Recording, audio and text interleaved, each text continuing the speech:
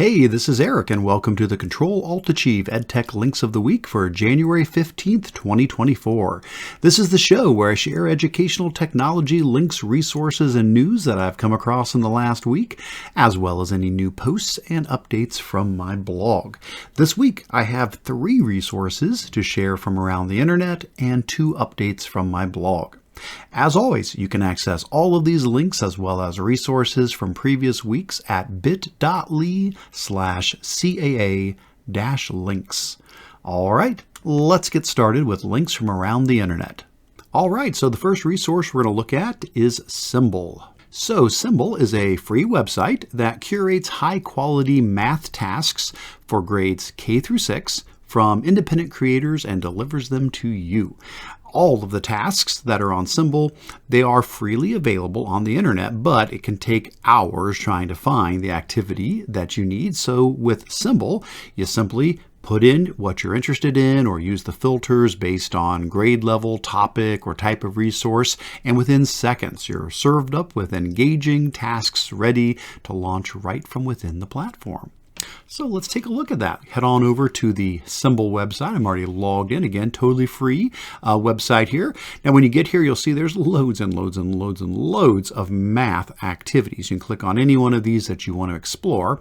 Or like we said, if you want to, you can narrow it down. Like there's the grade levels here. So again, K through 6. So we're looking at K through 6 mathematics. Click on those to look at just those activities or the type of activity. Or again, you can search for something you're looking for or just use these different content drop downs if you want to narrow it down to a particular topic or content that you are exploring. Now let's go ahead and just pick one as an example here. I'm going to go with the slow reveal graph example here for Trick or Treat. This one is for grades 3 through 6 and deals with data. I've actually talked about slow reveal graphs before in some of the EdTech links of the week. I love this site. I think it's a fantastic website, and they're one of the contributors to the Sembl website. So if we give a click on that, basically it's going to pull up that resource for us, that activity, so we can use it. What we're going to see here is a section called Launch, which is where we can launch the activity. There's also a Learn section where we can learn more about how the activity works, and a More like this where we can see other ones that they have contributed there. So like if I wanted to launch this, basically I now have the slideshow here. I could take it full screen if I want, but I'll just go ahead and start working through it. Also, I could turn on the speaker notes, which in this case would be helpful because the way slow reveal graphs works, it's very helpful to have the speaker notes to go along with it. And basically in a case like this, I would display this full screen for the students. And the way this activity works is you show the students a graph over a period of time as it gets filled in, having them answer questions as you go. So like in this first one, it's very simple questions like, what do you notice? What do you wonder? Does it seem strange that we're missing a bar in the middle? What might that mean?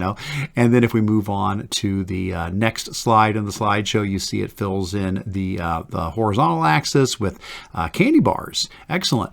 And so now we've got more questions for the students. So, okay, what got added? How does that change your thinking? What about this missing bar where the Snickers is at? How tall do you think that might be based upon the other data that you see here? And you get the idea. We basically keep revealing more and more of the chart as we go. Now we've got the Snickers filled in. Then next we get the actual title and a description of the vertical axis, which is the sales in millions of candy bars in 2013. And again, we could still ask more questions like, well, how many millions do we think each one of these are? And of course, if you go further, then even that gets filled in. So that's the idea of how slow reveal graphs works. But the idea is that Sembl is just an easy way to find these high quality math resources, whether it's slow reveal graphs or math flips or 3-act math or on and on and on down the line. So many great resources that, again, you could find these out on the internet, but they've all been pulled together in one convenient place to find and also to learn about these other great math sites. So if you are an elementary math teacher, K through 6, great site to go to get wonderful interactive math resources for free. That is Sembl. And next up, we have Bionify. So bionic reading has been a popular technique for several years where the beginning part of a word gets bolded to help the reader focus on the start of the word when they're reading text. Now, Bionify is a free extension that does this. It converts website text into the bionic reading format. Once you have the extension installed, you just click on it, then you click on the toggle Bionify button to turn it on or off. And it also does have a button to click to enable auto apply so that it automatically just gets applied to any and all websites that you go to. Well, let's take a quick look at this. So if you head on over to the Bionify website, you can learn more about it, as well as get a link to go to the Chrome Web Store, and then from the Chrome Web Store, you can install the extension. I do have this already installed. If you look up in the top right-hand corner, there's my Bionify extension there already installed. So how does it work? So basically, let's say we head on over to a website like Dogo News. And let's say we want to be reading this particular article here. Now, the reason I thought of this recently, I did get an email from somebody saying, hey, Eric, I've got a student who's struggling with reading, and it's a situation where they're skipping over the initial letter or letters in the word. They're jumping part way into the word, and they're getting caught up on that. That's what they're seeing, and they're not pronouncing the word right. They're not starting with the beginning. They said, do you know of any tool that emphasizes the beginning letters of the word so they focus on that? I was like, oh yeah, bionic reading. I remember this from years ago. So basically, let's say we're here on this article. If I simply come up to the Bionify icon, I just click on toggle, and there we go. As simple as that. Notice what it did.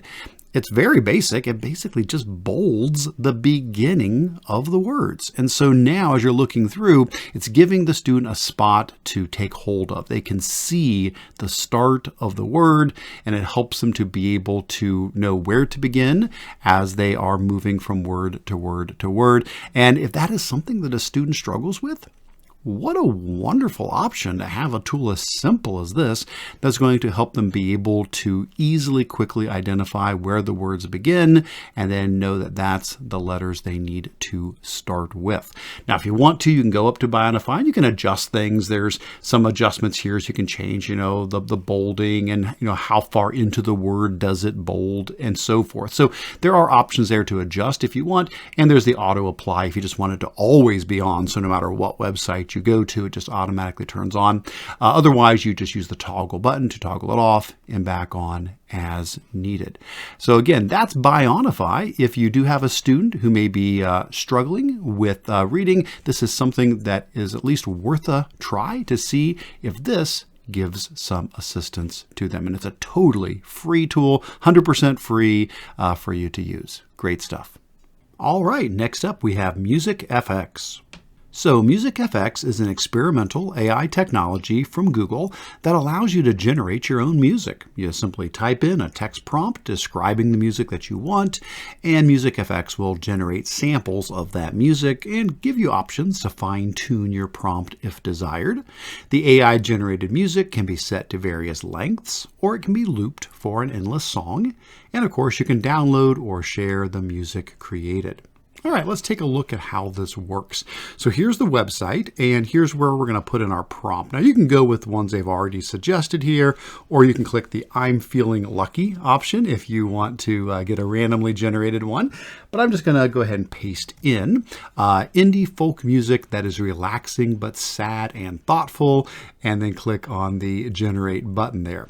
Anybody who knows me knows, yeah, that's pretty much what I listen to.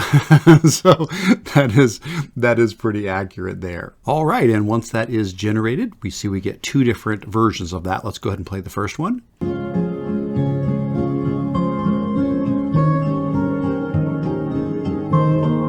Yeah, that sounds pretty accurate.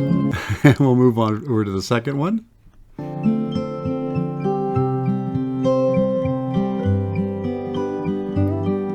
Again, pretty good representation there. Now, we can make some adjustments here. We do have the option to come down here and go into our settings where we can change the track length, 30 seconds, 50 seconds, or 70 seconds. We can also add looping, so it just becomes an infinite loop song as well. And of course, we can click download to download the music that was generated.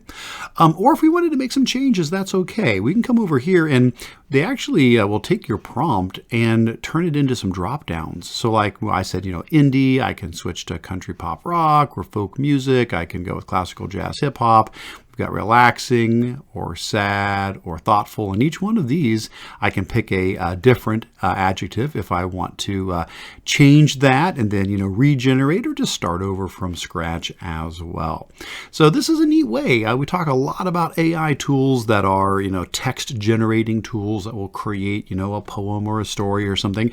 Well, this is a text to music generator where we can describe the music that we want, get that generated, and of course, use that, whether it's an intro to a podcast or music to go along with a writing prompt or whatever interest you might have in creating music. This is a neat way to play along with that and see what you can generate. So if you haven't checked it out yet, do so. MusicFX from Google. All right, so that wraps up the links from around the internet. Now let's switch to posts and updates from my blog. So first up from my blog, we have a recent post on 10 ways to add emojis in Google Tools. So over the years, I have shared lots of ways to use emojis for teaching and learning and creativity. I've got links in this blog post to a lot of those activities, things like my wintertime rebus story that uses emojis, or my drag and drop magnetic poetry like the springtime example here, or using emojis for random writing prompt generators, which could be a great way to get students inspired to write, or using emojis for math addition and subtraction, for example. So a lot of neat ways to use them. One question that I do get from time to time, though, is how do you add emojis into a document or a slideshow or a spreadsheet or whatever the case might be? And so what I did was a blog post where I explored 10 different ways that you and your students can add emojis to Google Tools. We'll go down through the list real quick. We won't dive into every one, but just kind of mention them. So it can be things as simple as using the emoji menu that's built right into Google Docs. So if in a Google document, I can say insert emoji, and that'll pop up the emoji menu where I can, scroll through, find an emoji that I want to add there, and then go ahead and add that in. Nice and simple there. Excellent. We've also got things like the insert special characters menu. That's in docs and slides and drawings, where you can do a similar thing, but you can also draw a picture of the emoji if that is an easier way to find it. You can't find it any other way, which is nice. There's also the ability to insert emojis with the @ menu. Just basically type in the @ symbol followed by the thing that you're wanting it to give you emojis for. So, for example, if I were to type in, @ and then dog, if I start typing that in, you'll see that it's going to come up with some dog options here, and I could choose one of those to replace it. Other options, inserting with voice typing. This one's kind of neat. So if you're used to the voice typing tool, that's where you dictate to your document and it types up for you. You can do that for emojis too. You just have to say the name of the emoji followed by the word emoji, like I have a dog emoji. I'll show you what I mean. So if I come over here and I say tools and voice typing, and we go ahead and turn that on, I have a dog emoji. And you can see that it took that emoji as I said it and converted the dog into that. So pretty cool. If you're on a Chromebook, there's a shortcut you can do, the search key, the shift key, and the space bar. That will pull up an emoji picker on a Chromebook. Also, if you're on a Chromebook, you can turn on the Chrome OS keyboard, the on-screen keyboard. So if you turn that on, you get the on-screen keyboard turned on. There's actually an emoji button on there, and that gives you access to all of your emojis there. So that's nice. If you're on a Windows device, you can also pull up the emoji picker with the Windows key and the period key. That'll pop that up for you, which is nice. Another way to insert emojis is to use add-ons inside of Docs.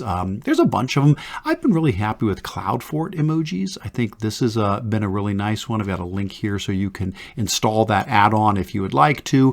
I'll pop over here and show you what I mean. If I go to my extensions and I go down into my add-ons, you'll see CloudFort emojis. I've already got it installed, but if I click on Start, it'll pop that open. It just gives me a nice emoji panel on the side that's really simple and easy to use. I can just, scroll through all the emojis or search or jump into the different categories here. And once I find something, that I want to add, I can just go ahead and give a click on it and it will add it right into the document for me there. So it works really well. Nice add-on. Another option is to copy emojis from emoji websites. I use Emoji Copy, Emojipedia. I'd say I use Emoji Copy most often. If I pop over there, I can again just browse through all the different emojis, or I can, type in something. So if I was looking for like a light bulb, I could type in bulb, click on it, it brings it up, click copy, pop back over here, and now of course I could just paste that in, and there's that emoji. Sometimes I find it easier just to search there. Might be a little bit, easier to see what you're looking at. So I do that. And then the last option, using Chrome extensions. Again, there's a bunch of emoji extensions. I've been pretty happy with Emoji Keyboard by JoyPixels. That one seems to work really well. I've got a link here for you to install it. I do have it installed already. So if I come up here and click on that particular extension, again, I get, a list of all the emojis, and I can do all the normal things, search or browse through the categories or go into my recents or whatever the case might be. And again, once I find, something that I like there, I can just give a click on it. And what it does is it copies it. You still do need to paste it. So I need to come over here and paste that in, but it copies it for me. So that's 10 different ways that you can add emojis to your documents, your slideshows, your spreadsheets, your drawings, lots and lots of options there. Great way to do some really fun, creative activities, and do check those out. At the top of the blog post, I put links into a lot of my emoji-related activities, but hopefully this will give you some even easier ways to be able to accomplish those activities and many more. And the second thing I wanted to share from my blog was an update to my One Word of the Year template. I updated that for 2024. With the new year here, a popular activity is to pick a word for the year that is your goal or focus for the year. And there's lots of ways to show the word that you choose. But one fun option is to use what I call a Google Slides photo word. This is an activity I created a while back where you put an image inside of a word in Google Slides. And to make this process as easy as possible, I do have this template for the One Word for 2024 activity. That template also includes a link to the original blog post and the tutorial video that takes you through step by step. We'll take a quick look at this, but I would encourage you to check out the blog post and check out the tutorial video to get all of the details there. Over on the blog post, again, this was back from last year, you will see both the short video and the very long version of that. I did an advanced webinar as well. And then lots of examples of these, including like for last year, I used the word focus as a word of the year, but you can see lots of things you can do with photo words. It's basically putting pictures inside of a word, like, putting your picture inside of your name, or representing a state, or in this case, a word like sunset or dive or hamburger or things like that. So there's a lot of really neat things you can do with it. But one of the things that is good this time of year certainly is the whole One Word of the Year. So I do have a link here to my One Word template. I know this picture here shows the one from last year, but I have updated the template. It is for 2024 now. Let's go ahead and take it for a spin and show you how it would work. So basically, you're going to make a copy of that template there. And I've got the link, of course, in the notes for this episode as well. But if you do get a copy of that, you're going to find that you've got a slide that is waiting for you to put your own word in there. And the real quick, real simple version of this is basically you're going to double click on that. That's just some word art. And I don't know, let's say maybe your word this year is the word rest. Maybe you're needing to take it a little bit more easy and give yourself a little bit of a rest, so you could go ahead and put in what your word for the year is going to be. Excellent. And then after you've done that, you need to add a picture. And that picture is basically going to get put behind the word, but we do need an image. So I'd go like insert image and search the web. And let's say that I'm looking for a hammock. Like I just want to, be resting. And so I find a picture of a hammock. That one looks fine there. We'll go ahead and insert that image. And then once the image gets put in there, it's a matter of, resizing it and cropping it and all that. Again, I won't go into all the details right now, but I'll just do a real quick version of this. So it's like, cropping the image so that you make sure it actually does fit properly over the word. So I might need to make that just a little bit bigger so that it fits properly over the word there. And then after you've done that, it's a matter of pushing the picture behind the word. And you do that with the arrange menu. You can go to order and you can say send to back, and that pushes it in the background there. If you need to make some adjustments, you still can. I could move it up or down or around. Looks like I might need to crop it a little bit more still, bring that down just a little bit more there. But that looks pretty good. So now I've got the picture behind the word. The last step typically is just to make the box disappear by making it the same color as the background. So if I click on the word art, I could say, let's fill it in with white, and let's make the border white as well. And there we go. It kind of all just blends in, and now you've got your word of the year that you can download or share or do whatever you want with. So if you're doing those kind of activities, this is an oldie but a goodie, a great way to be able to do a creative representation of your word of the year. And of course, do lots of other stuff with this. So certainly you can take this idea and, like we said, apply it to vocabulary, words, or, autobiographical content or anything like that, as well as your word of the year. Awesome stuff.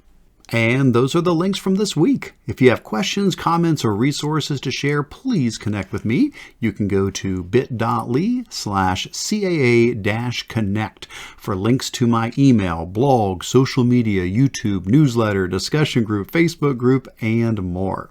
And of course, make sure to head over to bit.ly/CAA-links to access the resources from this episode, as well as all of the previous weeks and the weeks to come. Until next time, thanks and take care.